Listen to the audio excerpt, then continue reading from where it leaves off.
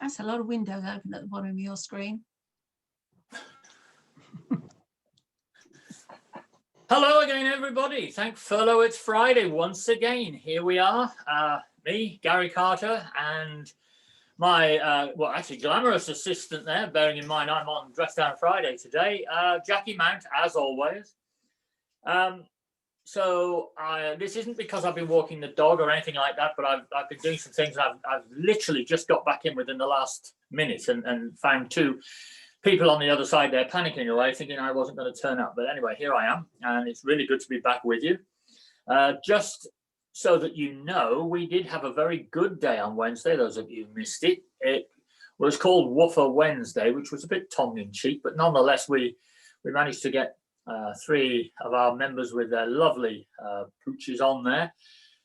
And actually, it seems to have created quite a stir. I know that looking at the numbers, we had a great number with us on the day, but since then on Facebook, we've had 554 people engaging with it, so talking about their dogs.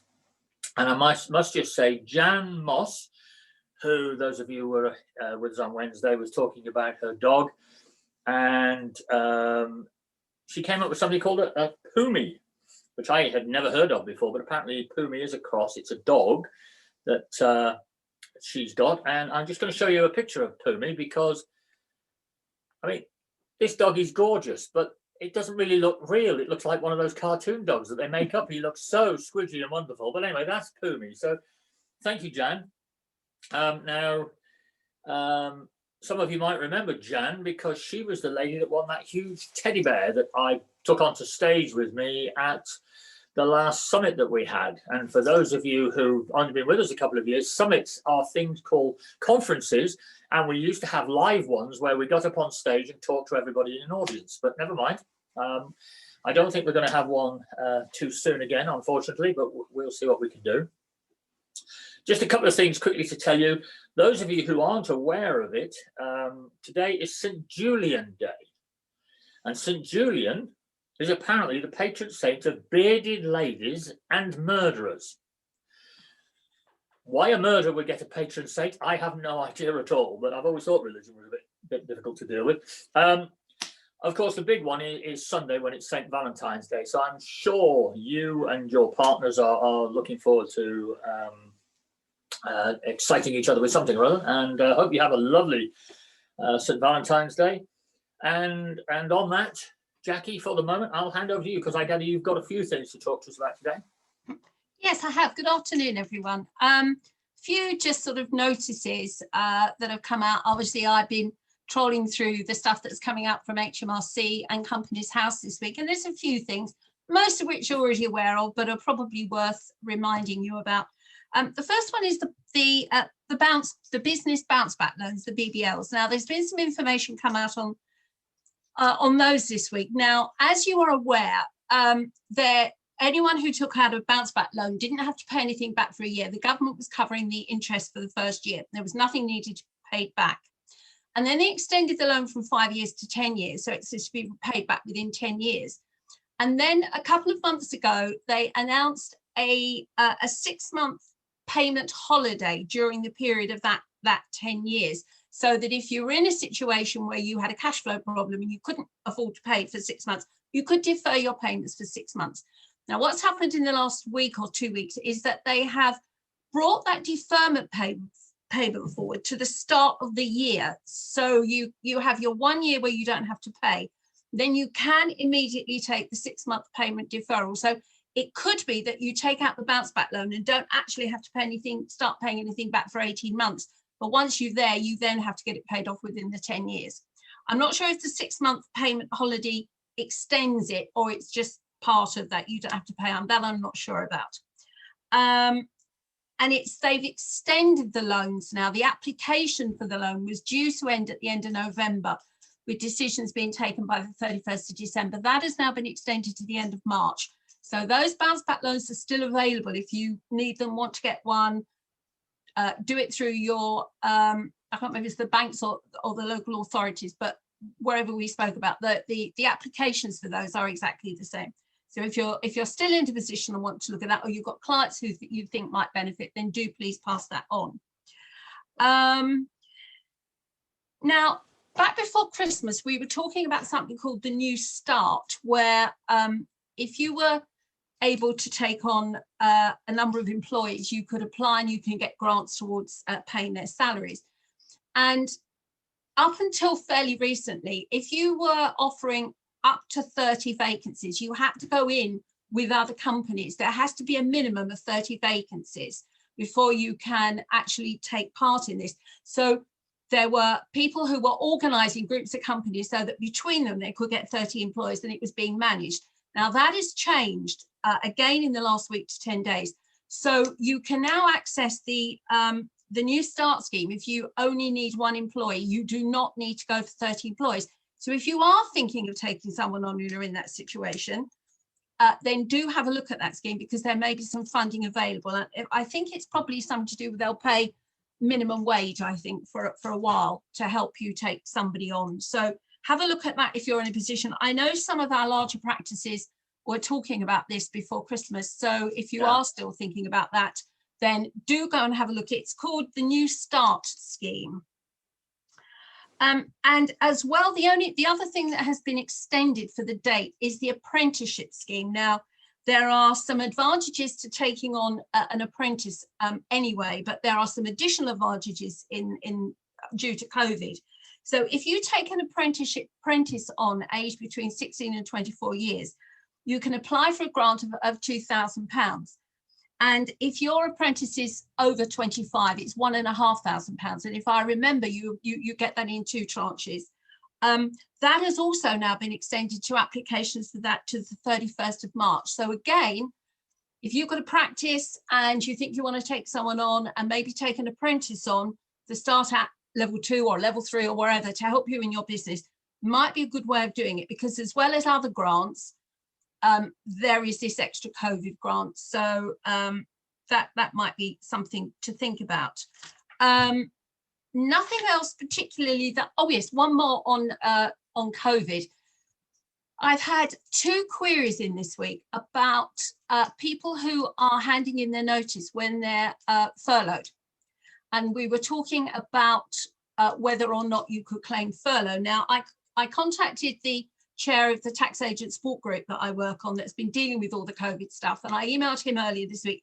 He has actually come back and confirmed that if you have somebody who resigns or who hands you in a resignation notice or retires, you cannot claim furlough for them during their notice period. Now, I have gone back and said, I think this is unfair, because if you are laying someone off for redundancy, then I accept that it's a job retention scheme. So therefore you shouldn't be claiming furlough for them. But if they are resigning, basically what's happening is if you have someone on furlough who hands their notice in, we were talking about the fact that you could not claim the 80% of their salary back.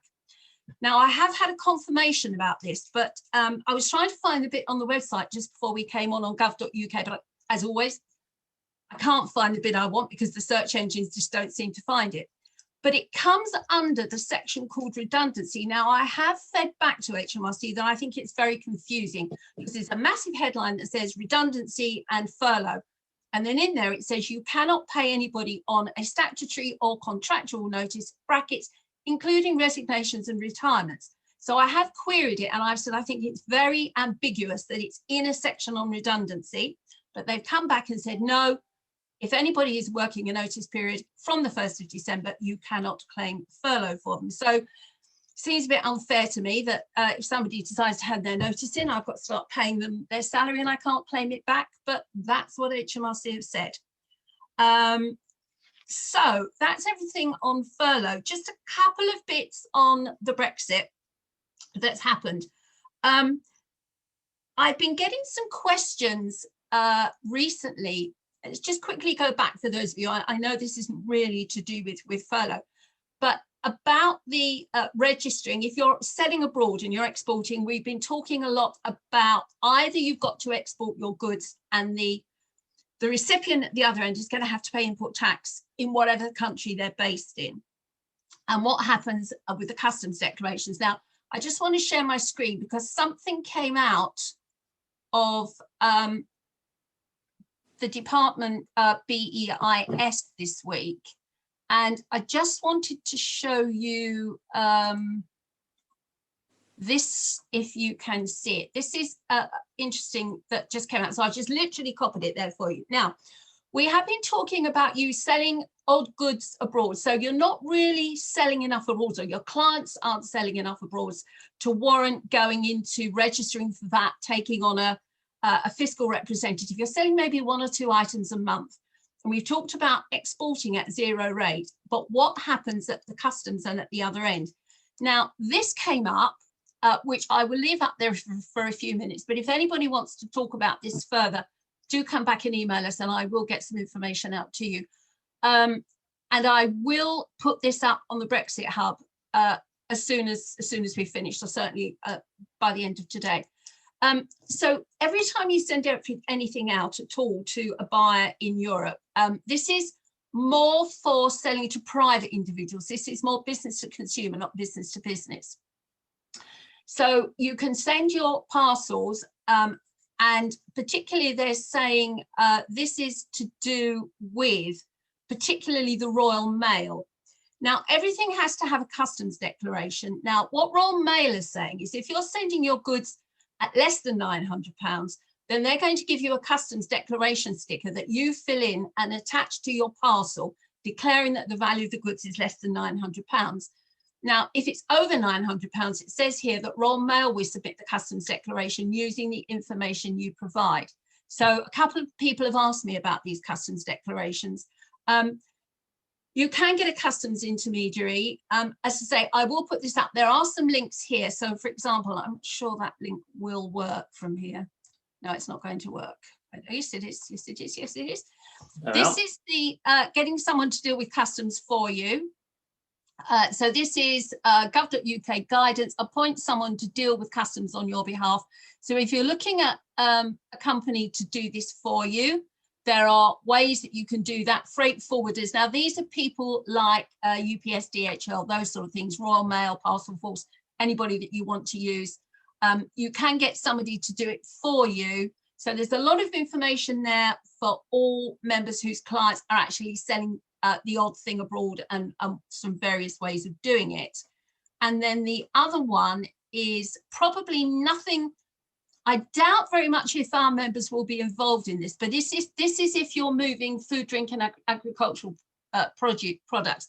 You do need special health certificates on that. So if you've got clients in that situation, then again, there is some information there on that. We So, do have about 500 farm bookkeepers, remember, so they will be dealing with it. We do indeed, yes, we do indeed. So yeah. We can get, yes, my apologies to AXA members that might be watching. I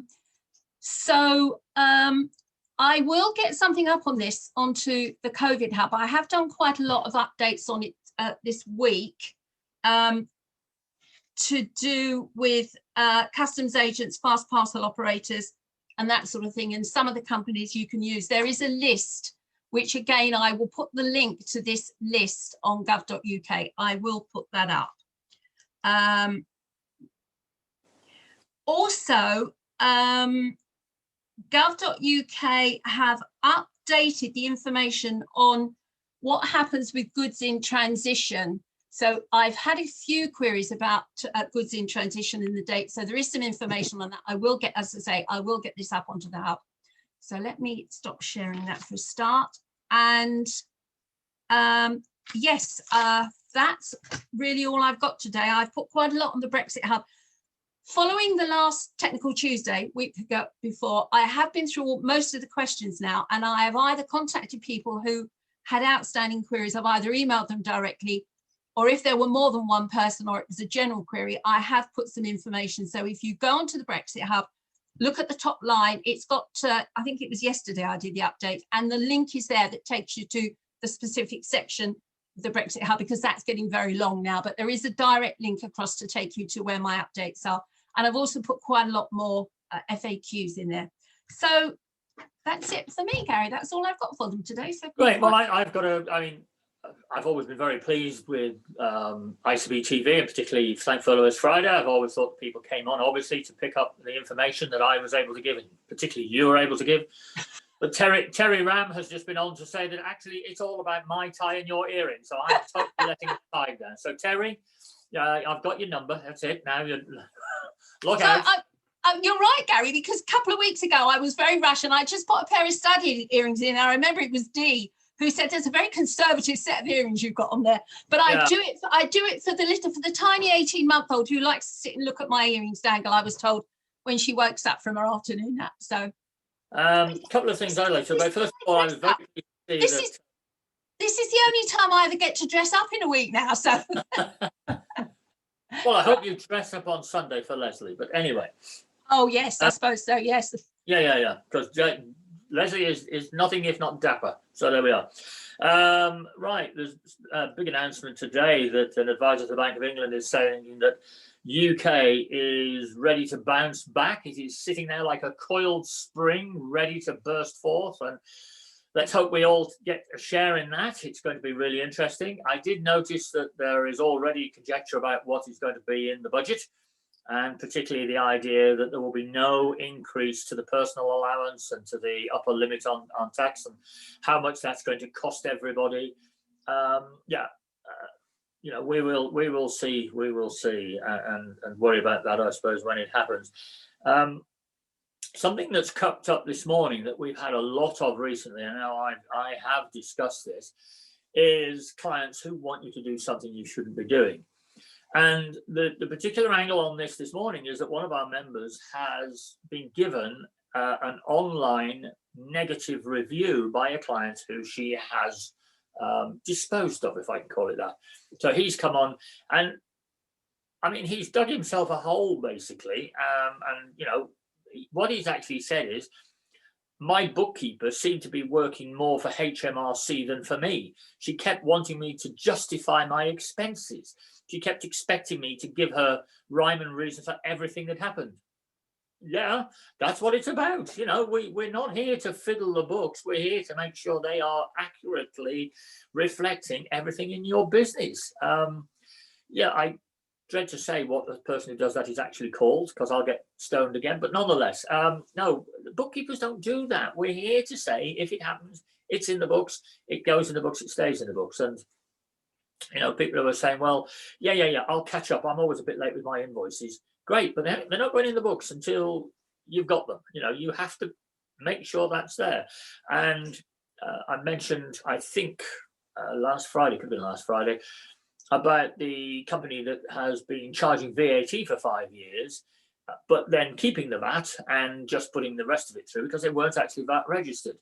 And the company of accountants that looked after them didn't think it was their problem, really. They just looked at the invoices. And then we had another case recently of a firm that was just doing the accounts from the bank rec. No proof as to what on earth those payments were for, other than the person, well, he's a decent, honest man, and he told me what they were for. Unfortunately, they got caught out when it turned out he hadn't actually told the truth. So, you know, look, we've got to be careful with this. And the other thing that Jackie and I have discussed on a number of occasions is the morality about claiming for furlough and everything else. And I don't know if any of you caught the news program recently where people were being woken up in their pajamas at 6:30 in the morning because they've been claiming the £50,000 grants and various other things.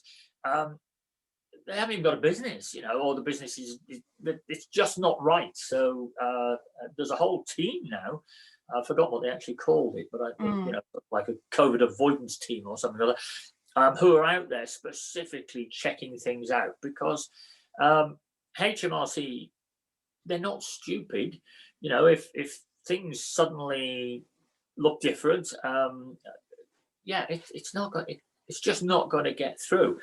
And what I would say is that if you are like our member that I've just mentioned, and you've got somebody who is trying to fiddle the books and you resign, okay, but you must put in a suspicious activity report, because then the authorities will look out for them when they get another bookkeeper or another accountant or decide to submit their own figures or whatever it is.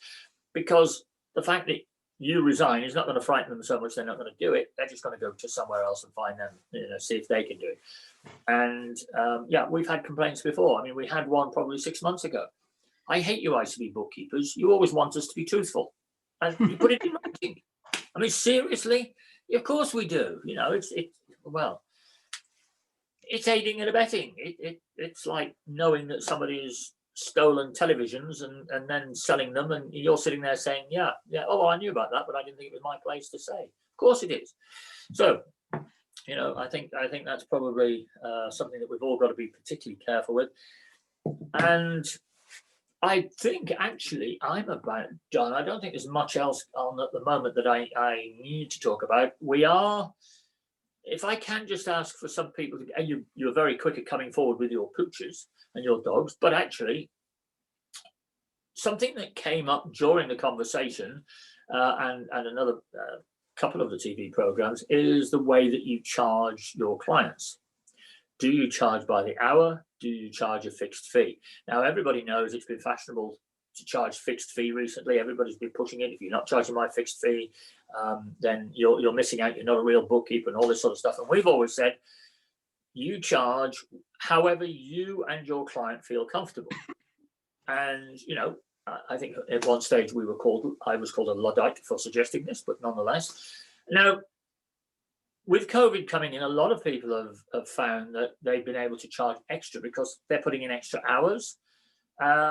So that could be a positive, but is it actually your clients don't want to pay extra even for the extra hours? So I'd like to know if anybody would like to come on and talk to us about that.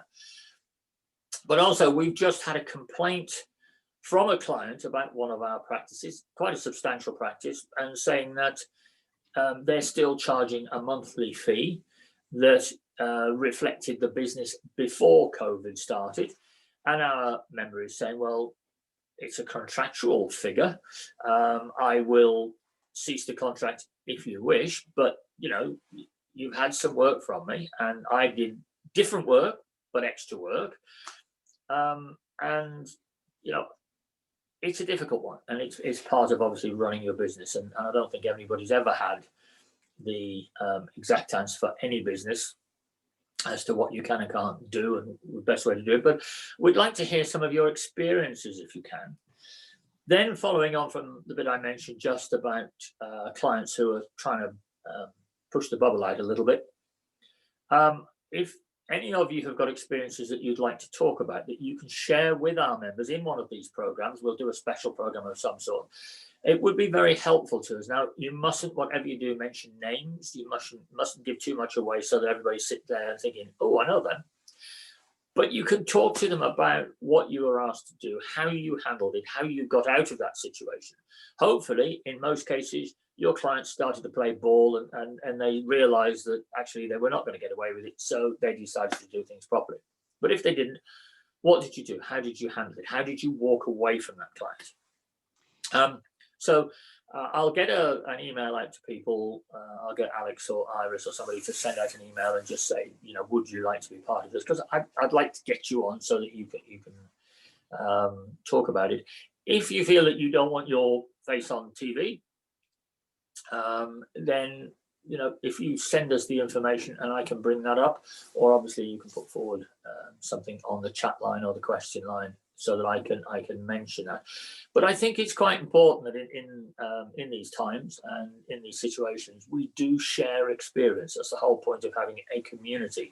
So we can't pretend it doesn't happen, because it does, but we have to know the best way of doing it. And I can sit here and tell you how to do it all day. But if you've got some of your peers that have handled this exact situation, know what they've done, and have got the good and the bad and the ugly to talk to you about, I think it will help. So please put your name forward. We've got a few people on the chat line. Got a couple of questions come in. Wendy's come in and said she works with a company who purchases a lot of online services, non-digital services from the EU. Do I still treat this as a reverse charge in the VAT return? Yes, you do. If it's business to business, it should still be reverse charge, and there should be no VAT charged, and you just bring it in as a reverse charge. So nothing on the services provision, either business to customer, business to consumer, or business to business, should have changed. I did actually put something else up on the hub this week about that, so there's a little bit more there. I've added to the section on digital services as well, because I found something that came out the other day on what constitutes a digital service and an e-service, and they are slightly different. And in order to be covered by the new digital services and the VAT MOS, you have to have covered both. So anyway, there's quite a lot of information gone on the hub on that this week, Wendy. And Nicola says, have I been able to find out more about SSP claims? Nicola, no, I haven't, but I've got a note down and I'll contact you directly on that. Now, Peter Richardson says furlough and holiday pay. Now, we knew this one was going to happen. Although HMRC are helping businesses with furlough, I have clients with increasing levels of unpaid holiday pay. This is now substantial and possibly a reason to cease trading. Is there any help or what can be done with this? Well, I'm sorry, Peter, I don't think there is any help because holiday pay is contractual. Holidays are accruing as we go through furlough. And of course, holidays has to be paid in full. Now, holidays can be deferred, I think it's for 2 years from now, they can take it. But it does mean that you're going to have to pay them holiday pay when they will be working, when businesses, when I'm being positive, get back. They're going to start taking all this holiday. Now, the only way around it, Peter, really is to negotiate that they actually take holiday while they're on furlough, because then what happens is you pay them the full holiday, but you claim back 80% on furlough. Now, at the moment, we've only got till the end of March for this. So it's something that I think if you've got clients in this situation, it needs to be looked at. Because the other thing that cropped up this week is I was talking to a member a while ago about putting accrued holiday through the accounts. Now, this is interesting. When you learned your accounts, you looked at prepayments and accruals, but you see holiday pay, if your holiday year runs from, I don't know, January to December, and you do your accounts at the end of March, when you get to the end of March, if your staff haven't taken holiday, that accrued holiday pay should really go in the previous year. And a member very kindly came back to me with some formal agreements that she and an accountant and everyone else have agreed that how accrued holiday pay should be shown in the accounts. Now, this is more relevant for limited companies than it is for sole traders, but it is still there. So, Peter, I think there's no way around that. I think you ought to start trying to persuade them to take these holidays because they're off anyway. But that's going to be a contractual thing. I'm not sure if you can force them to take the holiday.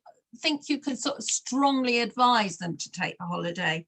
I have got some previous correspondence on that, Peter, so I'll try and find that for you. Anonymous says, is there a specific procedure to pay deferred VAT from March 2020 quarter end? Yes, there is. That's going live within the next month. And I know HMRC are looking for volunteers to trial this at the moment. There is an email that I put up on the chat line last week. I will get that email and that information up on the COVID hub for you, so that I'll put another update and put a link to it so you can see what it is. So give me until possibly Monday and I'll have everything up there on Monday. Judith says, are we having a technical Tuesday on the VAT reverse charge? Yes, I'm planning to do that this coming Tuesday, Judith. So I've been updating my notes on that today for the construction industry. So the answer to that is yes, Judith, hopefully on Tuesday. Oh, and Gary, there's one in the chat line from Joe, who lives quite close. Yes, Joe Wheeler, who says she lives in North Baddesley, which is 3.5 miles up the road from me here. Yes, I am in Romsey. And something else that I'm missing, apart from conferences and various other things, is agricultural shows. And when I moved down here to Romsey, one of the exciting things was that Romsey has an agricultural show, which apparently is quite well known locally. I was really looking forward to it, but it looks to me as if it's going to be called off again. I do love an agricultural show. They're great fun, nice people. For some reason, they always tend to be in the sun. And yeah, I just love looking at big tractors and deciding what I'd like to buy next, even if I don't, but never mind. But anyway, no, nice to hear from you, Joe. Yeah, I figured out, don't worry, I've sussed out who I'm close to and who I need to look out for in the supermarket or something, so I don't completely blank you, but never mind. Kirsty's put, thank you, Kirsty. Kirsty's put a link up. I don't know whether you can all see that. COVID VAT deferment finally opens 23rd of February. Saw this yesterday, and there is a link there to it. So I think they're asking for volunteers, and yet they're opening it up next week. So yeah, it was going to have to come up fairly soon. So if everybody can see that link and you're interested, then grab the link, and but I will also put it up on the hub. Let's see if I can copy that. No, I can't at the moment, but I'll get something up there. I think whoever is, it's Alex anchoring today, isn't it? I think Alex can probably get that up somewhere. Yeah, if I don't know whether perhaps someone out there can say if you can see Kirsty's link. If not, we'll put it up again for you. Right, let's put that down. That's good. What time? We're only half past. Well, we had half an hour, but I think probably they've had enough of us today. Then, by the sound of it, Jackie, or at least me without my tie and my ever-growing hairstyle. I'm gonna have to sit somewhere that's not quite so much light. It doesn't make me look like, you know, I don't know what. Needs to read all panels. I think it was set direct. So I'm just clearing down the ones that we've dealt with and the ones that I need to leave. No, I think that's all I've got, and you're being very quiet today. We've got a lot on, but obviously. Okay, well, we've got the normal mic on Monday. Oh, Nisa said. Nisa says, I think it was sent directly to Jackie. Yes, I will. Oh, I see. Right. Alex has just put the link up, so you should be able to see it now. All right. That's the link to the deferred VAT payments. So grab that, but I will put it up there. Oh, hang on. I'll put a couple coming in. Natalie said, going back to the holiday question, if employees don't want their holidays moved to next year, holiday entitlement rights from January to December, because they said they've already had too much time off, can the client agree with them that they start the new year from zero again? January to December, so you're into the new holiday year now, but it might be worthwhile using up that holiday now from last year. And if they are on, because don't forget they're going to be on full-time furlough, so we're flexible furlough at the moment. So if they're not working, a strong suggestion is pay them their holidays now, because legally they are entitled to it. Legally they can accrue it. So yeah, get out there and sort that out. It's gonna cost you 20% to put them of their full wages to put them on holiday while they're furloughed. But once we're out of furlough, you're gonna have to pay the whole amount. So I would try and get the holidays in now and get it paid. And Pauline is asking about how long is it taking member services to reply to emails? I know perhaps you could tell us. I think I thought we were pretty well caught up now. Yeah, I think we're over the hump of that. We are still getting a very high volume, but we are ploughing through them. We've got a new gentleman that started with us this week to answer the calls. And I know, speaking to Antonia, who's our first frontline member of staff at the moment, she seems to be getting through things. And then we've got everybody else on there. So if you have got the problems, could you try perhaps picking up the phone and talking to us, and we'll see if we can plough through. Such a lot of the emails are, you know, they're just a bit difficult. I mean, I'm going to very quickly, Anthony's our new man, by the way, just show you my phone there very quickly. If you can see at the bottom, you will see I this month have had 18,414 emails that I haven't managed to get through yet. Now, most of those are trying to sell me something, and I'm going through and unsubscribing as fast as I can, and they seem to come back as exactly the same thing, but with a slightly different name. But, you know, emails are really getting too much at the moment for some of us. I know Jackie gets a lot of them. She then responds to you with her email, then you all start emailing her directly and everything else, so it just mounts up. We will do whatever we can to get through. We have taken on extra staff. As I say, Anthony joined us this week, so you know, we are I think we've got just around 50% more staff than we did at the start of the lockdown, the original lockdown. And we will be taking on some extra people specifically focused on taking the calls. But we've also taken on more people who are doing the proactive side, the engaging with members. So we've got people like Sujay, for example. Sujay, a lot of you will know Sujay.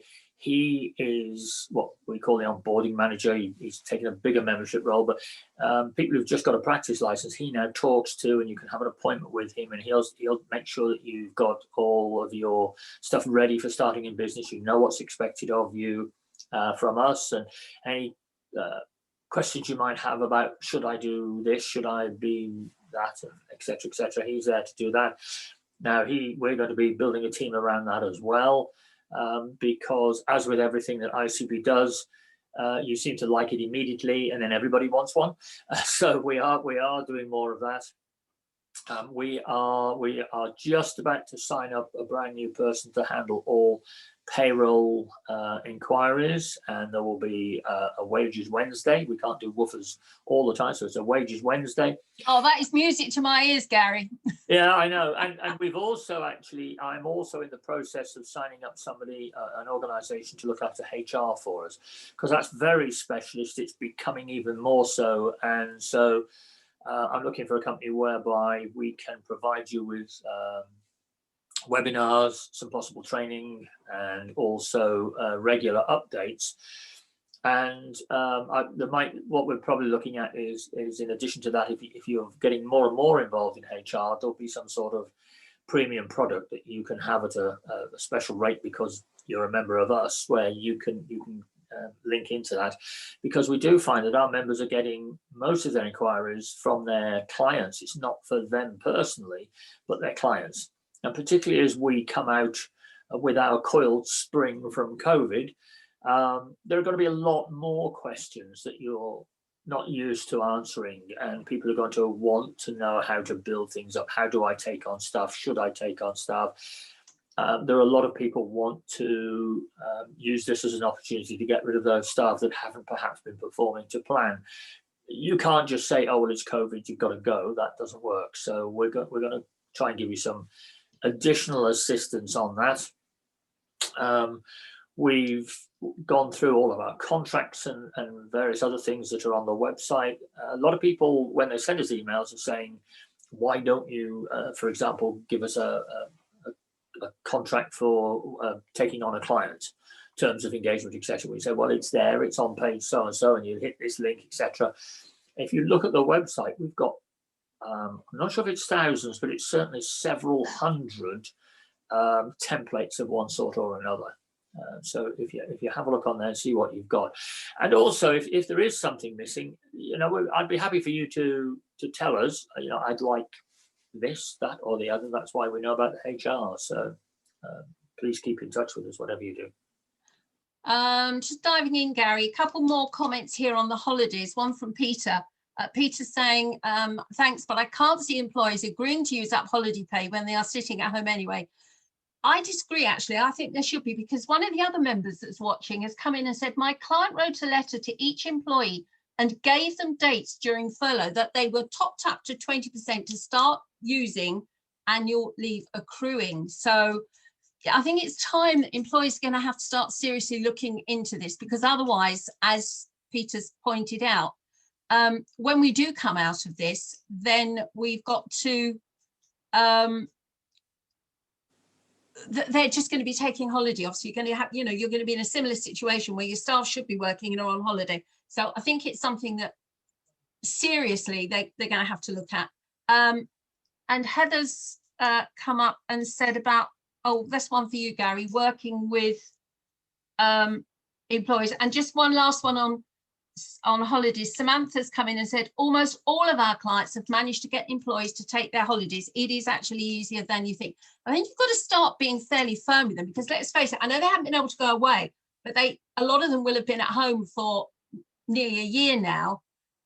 Some will have been working flexibly, some will of course been working full time, and those are the sort of people that if they've been working full time and they haven't taken holidays, that's the sort of thing. Anyway. Yeah, I was watching somebody on television the other night, and they were showing pictures of people in the, swimming in the sea and planning on this. This woman was saying, it's terrible. I haven't been able to take my family on a holiday for a long time. Well, I'm afraid, suck it up. I mean, it's not the worst thing that could have happened, and a lot of people never get to go to Spain or wherever on holiday. So, make the most of what you've got. And so many times before this, we heard people saying, I wish I could spend more time with my family. You've got it. Yeah. Let's make the best. Yeah, Heather's come back again and said, we have advised our clients re holidays and most employees have taken up the holidays and been glad to have had their top up on wages. And Hazel says, well said, Gary. Yeah. And of course, we have to remember that a lot of us are lucky enough to be able to take holidays, but there are a lot of people who can't take holidays anyway. So I always think of those people at times like this, you know, those of us that are lucky enough to actually be able to go away on holiday. Yeah. There are a lot of people who can't. So I've just been reminded that we have a lot of A's working for us at the Institute. We've got Antonia, Alison, Amy with an I, Amy with a Y, Anthony, Agatha, Alina, and Alex. So we're definitely the A team. a nice one. J's at one stage, James, June, Julius, and what have you, but never mind. So yeah. Anyway, that's our A team. But okay. I think that's probably it then, Gary. I think we've answered all the questions and everything that's come up. I've covered. What was that one then? Right. Peter Regelu. Hi, I need a bookkeeper. Well, hello, Peter. You don't need a bookkeeper. You need an ICB bookkeeper. So there is a link there. Yeah, we have a find a bookkeeper section. If you'd like to give us a call, we'll put that up. We need some information. We want to make sure you're going to pay a good rate and that you're a decent employer. And we'll definitely find you not just a bookkeeper, but an ICB bookkeeper. Best in the land.